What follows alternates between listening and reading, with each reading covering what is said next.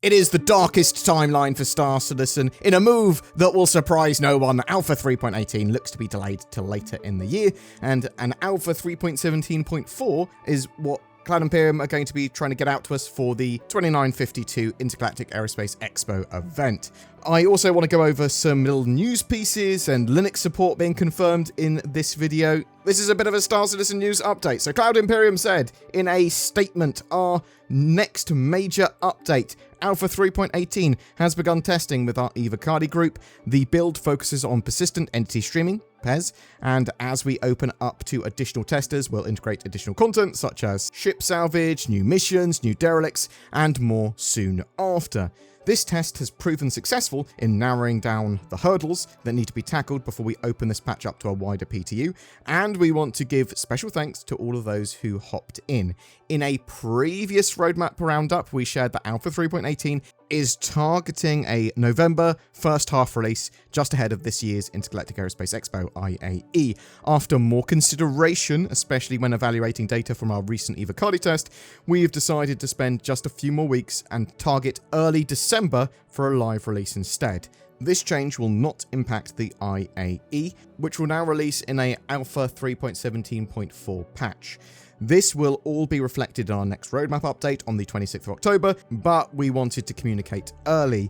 We greatly appreciate your patience as we continue to march forward toward getting one of our largest technical hurdles out the door and into your hands. As always, we'll keep you updated along the way. So Zin and I speculated that a Alpha 3.17.4 was one of the ways they could handle the clear issues they were having at trying to get Alpha 3.18 out by mid-November, as that patch will likely require a load more work and persistent entity streaming is pretty problematic as a feature. I personally thought, though, that they were probably just going to have a cut-down version of 3.18 for the Intergalactic Aerospace Expo, but this is what it is. There was a Spectrum thread, thank you for communication, CIG.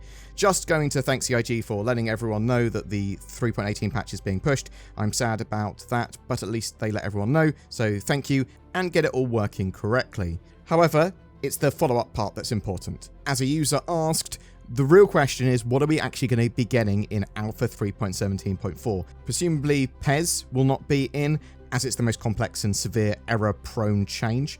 But, I mean, are we going to be getting the Greycat racing? Will we get the Corsair and the Vulture? Will that be flyable? Jake Acapella CIG responded, we'll have more details on the roadmap roundup next week, so we know that. So yeah, we don't know what's actually going to be in 3.17.4 other than content associated with the Intergalactic Aerospace Expo. Probably some tweaks and bug fixes. It's possible, though, that the Corsair will be flyable for then, because that sort of makes sense. Maybe the Greycat buggy racetrack will be in, because we know that also makes sense, that those are things that look like they were targeted for the Intergalactic Aerospace Expo. We will know a bit more on the 26th of October with the roadmap update that Cloud Imperium promised. Some people are going to be very grumpy at CIG for the further delay to 3.18. Some people are going to be happy that they communicated it before, like the day before it was supposed to be released. I'm very much in the opinion that Cloud Imperium should share their thought process as they go through development. It's open development for a reason. I think we're all grown up enough to be able to take all of the sort of data that Cloud Imperium can throw at us, and if they say, well, actually, there's a possibility that instead of getting 3.18 out, if there's problems, then we'd get a 3.17.4 out for the Intergalactic Aerospace Expo as a backup plan. If they said that early on, then bam, that's all their bases covered, and they were obviously potentially planning that to start with, that could be a possibility, because we even suggested it on a podcast. The Intergalactic Aerospace Expo is expected to start, at least by me, on Friday the 18th of November, and will run until December with a free fly, ship sales, a big expo full of ships, some cool new things to buy and fly, maybe a concept ship or vehicle as well. It's one of the biggest events of the year for Star Citizen, and it's important that the game is stable as a load of new players turn up and try the game out as part of that free fly, and the game has a huge amount of activity because of all the stuff to do and ships to try. So I can certainly see why Cloud Imperium have prioritized a 3.17.4 build, which is hopefully stable compared to a potentially broken 3.18 build. However, with 3.18 now coming at the end of the year, there are concerns that it will drop to live, like in December, end of December, whatever, and then Cloud Imperium go on Christmas break, and they might leave the game in a state that's a little bit broken until they get back and actually are able to fix it mid to late January. Hopefully it will be in a pretty good state though because of the extra time they've got for its development. I'm really interested to know what people think about the delays. Do you even care? Or are you sort of pretty annoyed? Or do you think Cloud Imperium should communicate better? There's some other things going on this week in Star Citizen as well. Later Tuesday, there's a lore post from the narrative team. Far from home, whispers in the wall. An exhausted old Jegger shares an unsettling tale. Wednesday, we have got a Q&A for the Crusader Spirit, that very popular new competitor to the Freelancers, to the Cutlasses. There's 3 of them. There's the A, which is a little bomber. We've got the C one, which is a sort of cargo hybrid one. And then we've also got the E one, which is a luxury VIP transporty one, sort of a small Genesis Starliner. Once I have seen that Q&A, we'll get a video out on the Spirit series in a bit more detail, going over all the stats and metrics that have been then confirmed, hopefully. I say confirmed, planned, because there was some inconsistencies in the brochure versus the ship matrix versus the sales page for the Crusader Spirit before, so hopefully that's all solved.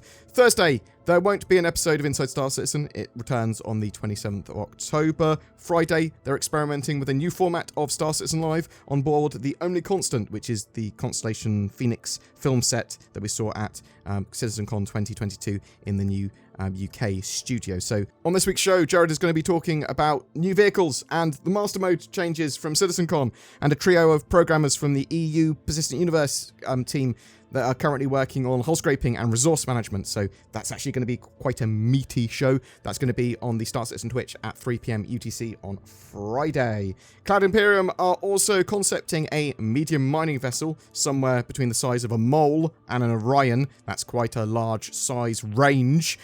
Expect something closer to the mole on that scale, because the Orion is obviously so massive. But it's now confirmed that that ship's going to be an RSI ship. This was based on a backer vote, which is now concluded.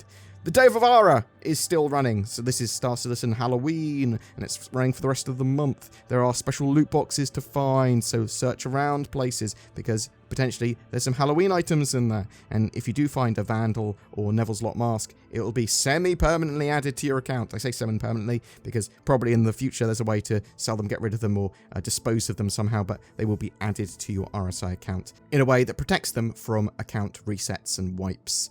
There was a video I saw as well on Reddit. Critical threat missions are a blast, PvE combat. Basically, the high-tiered PvE combat beacons and missions have Idrises and waves of NPCs spawning in, and they are great fun and intended to be done in groups, with the original poster suggesting 2 to 4 players works great in the right ships. However, sometimes the Idris's railgun will one-shot the ship you're supposed to be protecting, so that can be a bit annoying. Maybe a way of scrambling or disabling that sort of functionality in the future might be a good idea, or somehow incentivizing the NPCs there to want to disable a ship rather than blow it up.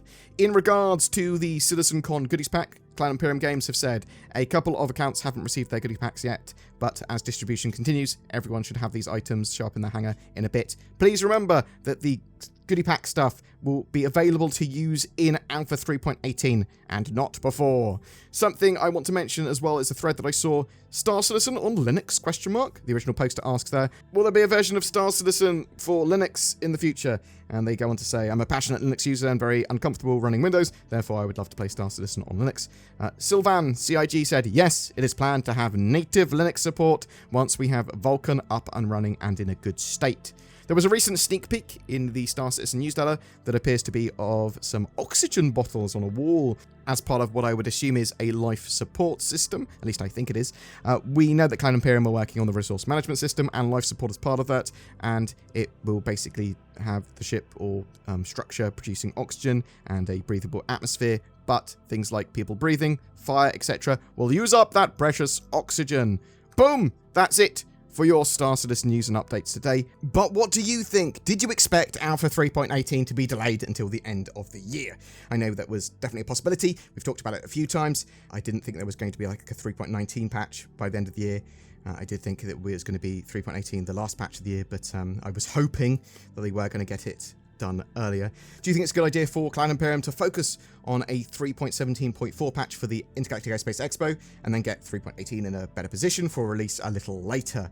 Could Cloud Imperium have communicated all this a little better or earlier, or do you think they actually communicated it at an early enough time? Whatever your thoughts, I would love to hear from you in the comments below. NordCon 2952, the road to Nord 4.0. What do you want out of nordvpn.com/BoredGamer? Nord base building? Nord hunting 2.0? A dynamic Nordonomy? I'm personally looking forward to the latest Nord cruiser. In the meantime, I'm going to make do with NordVPN protecting my data from insidious space pirates and giving me unrivaled access to all the content that the internet has to offer. Use the links below. Note, NordCon 2952 does not actually exist. Also adding to my shill pile, Tobii Eye Tracker 5 gives you precise head tracking and control with your eyes. That's the sound of my eyes controlling the lasers, giving you unprecedented immersion in Star Citizen. You can basically aim lasers with your eyes. Pew pew! Use the links below and code BoredGamer for discount.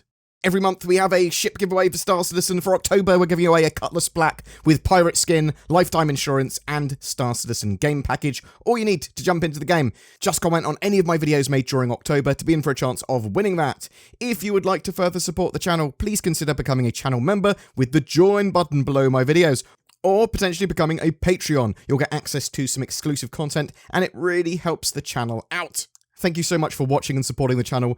Hopefully I'll see you in the next video, and have a great October.